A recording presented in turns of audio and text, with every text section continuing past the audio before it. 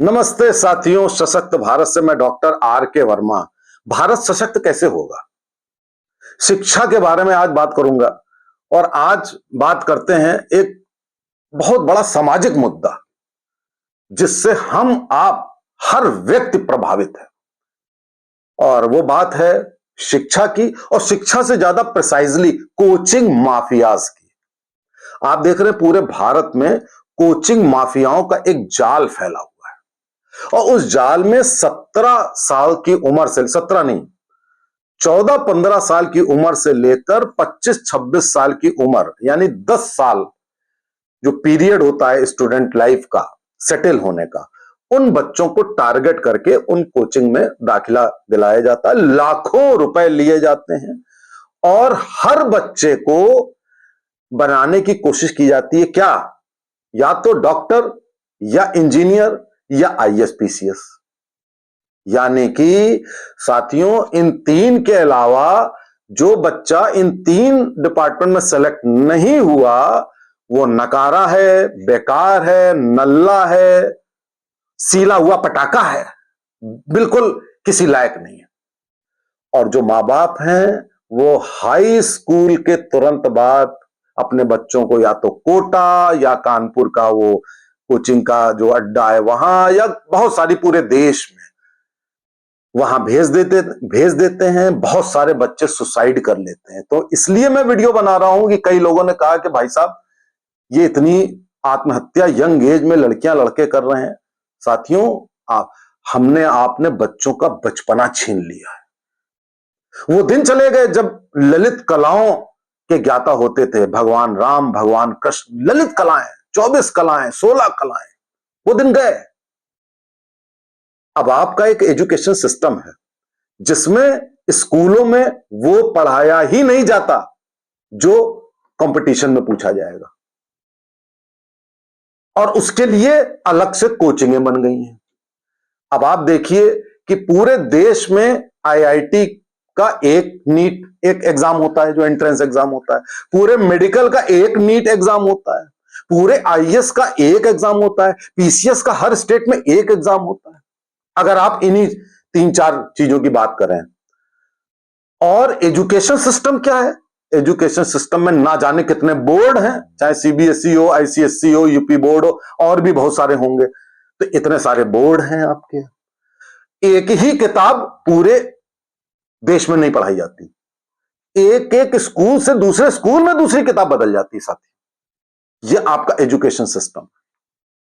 तो ना आपको एक किताब पढ़ाई जाएगी, ना आपका एक बोर्ड होगा, ना आपका यूनिफॉर्म सिस्टम होगा, लेकिन आपका कंपटीशन एक ही संस्था लेगी, एक ही तरीके से लेगी। ये डिस्पैरिटी क्यों है साथियों? अच्छा, उसके पहले हम ये बात बता दें कि इस देश में मेडिकल की सीट कितनी होंगी साथियों। मेरे ख्याल से आप हर किस्म की मेडिकल की सीट मिला लें तो 1-2 लाख। इंजीनियरिंग की कितनी होंगी? सारी इंजीनियरिंग मिला लीजिए 4-5 लाख, 3-4 लाख होंगी। आप आईएएस पीसीएस, सारे पीसीएस और आईएएस मिला लीजिए, कितनी सीट होंगी? 50-60 हजार। तो अगर आप इनको आप जोड़ लीजिए तो 10 लाख भी नहीं बन रहा है। और 15 से 25 साल के बीच के जो छात्र हैं पूरे देश में, वो कितने होंगे साथियों? मैं नहीं समझता 10-15 करोड़ से कम होंगे। यानी कि 10-15 करोड़ में आप ज्यादा से ज्यादा केवल 7-8, 5, 6-7 लाख लोगों को सेलेक्ट करने के लिए आप ये कवायद कर रहे हैं। यानी कि आपके 15 करोड़ में हम कहते हैं 10 लाख निकाल दो, तो आपके 14 करोड़ 90 लाख जो स्टूडेंट हैं वो नकारे हैं, बेकार है। किसी को साहित्यकार नहीं बनना है, किसी को मूर्तिकार नहीं बनना है, किसी को कवि नहीं बनना है, किसी को साइंटिस्ट नहीं बनना है, किसी को एंटरप्रेन्योरशिप नहीं करनी है, किसी को बिजनेस नहीं खोलना है। अभी एक कोचिंग वाले महोदय एक भाषण दे रहे थे। वो भाषण क्या दे रहे थे कि स्टूडेंट से कह रहे थे कि नौकरी करना ही अच्छी बात नहीं होती है, भाई साहब आप लोग एंटरप्रेन्योरशिप भी कर सकते हैं। उन्होंने कहा कि मैंने नौकरी छोड़ दी और मैंने कोचिंग खोल दी। आज मेरे पास 1800 कर्मचारी हैं और आज मेरे पास इतना पैसा है, और अगर मैंने नौकरी की होती तो क्या होता, मैंने जरा से पैसे और एक MIG में रह रहा होता। इन महोदय से कोई पूछे कि तुम नौकरी वर्सेस एंटरप्रेन्योरशिप की बात कर रहे हो, तुम क्रिएटिविटी की बात नहीं कर रहे हो। तुम्हारे पास जो 1800 कर्मचारी हैं उनको तुमने क्या बताया कि नौकरी करना सही नहीं है? तो नौकरी तो ये बात सही है कि आप वो जो 15 से 25 साल के जो बच्चे हैं उनमें से 15 करोड़ में आप मुश्किल से 1 करोड़ नौकरी पाता होगा। अगर आप प्राइवेट नौकरी भी मिला लें, गवर्नमेंट के बाकी सेक्शन में नौकरी मिला लें, तो मैक्सिमम 1 करोड़ नौकरी करता होगा, 14 करोड़ नहीं करते। तो ये बात तो सही है कि 14 करोड़ नहीं कर रहे हैं तो कुछ ना कुछ और काम कर रहे होंगे, लेकिन आपने सबके मन में एक हीन भावना भर दी कि अगर तुम डॉक्टर, इंजीनियर, IAS, PCS नहीं हो तो तुमसे बड़ा नकारा नल्ला कोई नहीं है। तो अब उस बच्चे के सामने सुसाइड करने के अलावा कोई चारा नहीं। वो माँ बाप जो खुद अपने जीवन में कुछ नहीं कर पाए, वो येन केन प्रकार पैसा इकट्ठा करके पैसा झोंकते हैं कि बच्चे को बनाओ, या तो डॉक्टर या इंजीनियर या IAS बनाओ, किसी तरीके से पैसा लो मुझसे। पैसे से कोई बच्चा नहीं बनता है। पैसे खर्च करोगे तो इसी तरह बच्चे आत्महत्या करेंगे। और कोचिंग माफिया के लिए सरकार कुछ क्यों नहीं करती?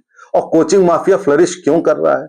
आपके एजुकेशन पॉलिसी के कारण। क्या आप पूरे देश में एक बोर्ड नहीं कर सकते हैं? क्या आप पूरे देश में एक किताब नहीं कर सकते हैं? क्या आप NCERT में ऐसा करिकुलम नहीं कर सकते हैं कि हाई स्कूल में NCERT की ये किताब पूरे देश में चलेगी, इंटर में पूरे NCERT की पूरे देश में यही किताब चलेगी, इसी किताब से कंपटीशन होगा, इसी जो आप ये नहीं कर सकते क्या? दूसरी बात, सरकार क्या ये कोशिश कर रही है कि हमारे देश में अमेरिका की तरह या यूरोप या बहुत सारे ऐसे देश हैं जहां पर अब आज की तारीख में, आप एलन मस्क के एग्जांपल ले लीजिए। एलन मस्क क्या IAS, PCS या डॉक्टर, इंजीनियर है? नहीं है। क्या कर रहा है? स्पेस एक्स से ऊपर भेज रहा है मिसाइल। मिसाइल नहीं, मतलब जो स्पेस क्राफ्ट, वो मंगल ग्रह पर योजना बना रहा है लोगों को कॉलोनी बनाने का। अब आप सोचिए उसका विजन। ये विजन कैसे आया? कैसे आएगा विजन?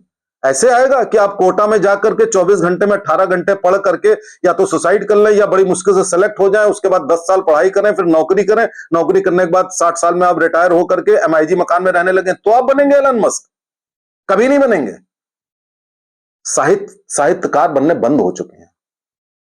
आज की तारीख में राम मंदिर की मूर्ति जिस शिल्पकार योगी ने बनाई, उसको जो इज्जत और पैसा मिल रहा है वो क्या किसी IAS, डॉक्टर, इंजीनियर को मिलता है? आप किसी का नाम जानते हैं? आप किसी का नाम नहीं जानते हैं। आप उस योगी का नाम जानते हैं जिसने मूर्ति बनाई है। इस देश में ये भारत देश था सोने की चिड़िया। किसके कारण था? हमारे हाथ, स्किल्ड वर्कर के कारण। हमारे मूर्तिकार, हमारे शिल्पकार, जो बड़ी बड़ी, आपने कैलाशा टेम्पल आप जानते हैं? कैलाशा टेम्पल एक पर्वत को काट करके भारतीयों ने बनाया है, शिल्पकारों ने। वो ऐसा बनाया है कि उसकी स्टडी करने के बाद इस निर्णय पर पहुंचे हैं विदेशी कि इस मंदिर को हाथ से काटकर 100 साल में भी नहीं बनाया जा सकता। 18 साल, मात्र 18 साल में भारतीयों ने बना दिया। और ऐसा मंदिर बना दिया, आप में से जो ना गए हो जाइए जरा देखिए, एक पर्वत को काट करके शिल्पकारों ने बना दिया। क्या थे वो थे सोने के भारत के निर्माता। तो आप क्या चाहते हो कि केवल 140 करोड़ के देश में आप 5 लाख सीटों के लिए अपने बच्चों का बचपना छीनते हो, उनको आत्महत्या करने पे आमादा करते हो, और आप सरकार को भी नहीं बता रहे हो? सरकार भी चुपचाप बैठी। किसी सरकार ने आज तक एजुकेशन सिस्टम पे कोई काम नहीं किया। आपको गलत इतिहास पढ़ाया गया, आपको संस्कृत विरोधी इतिहास पढ़ाया गया, आपकी आत्मा मार दी गई। उस शिक्षा के जरिए आपको सब्जेक्ट के जरा सा नॉलेज दी जाती है, उसके बाद कोचिंग आपको पढ़ाती है लाखों रुपए खर्च करके। कहां जाएगा गरीब का बच्चा? उसके बावजूद भी झोपड़ियों में बच्चे डॉक्टर, इंजीनियर और IAS बन जाते हैं पढ़ के। तो आप जरा सोचिए कि इन कोचिंग माफियाओं को अगर आपने डिस्करेज नहीं किया, डिस्करेज तो आप करेंगे ना, सरकार बैन तो कर नहीं सकती डेमोक्रेसी में। आपने अगर डिस्करेज नहीं किया, आपने अपने बच्चे की नेचुरल प्रतिभा नहीं विकसित करी, आपने अपनी संस्कृति, अपना इतिहास और अपनी शिल्पकला और अपनी जो ललित कलाओं का सम्मान अगर नहीं किया, आप इस तरीके से मशीन बना रहे हो, फोटो कॉपी बना रहे हो, कार्बन कॉपी बना रहे हो बच्चों की। आप ये बिल्कुल गलत कर रहे हो। सरकार भी जागे, आप भी जागे। नमस्ते, जय हिंद, जय भारत।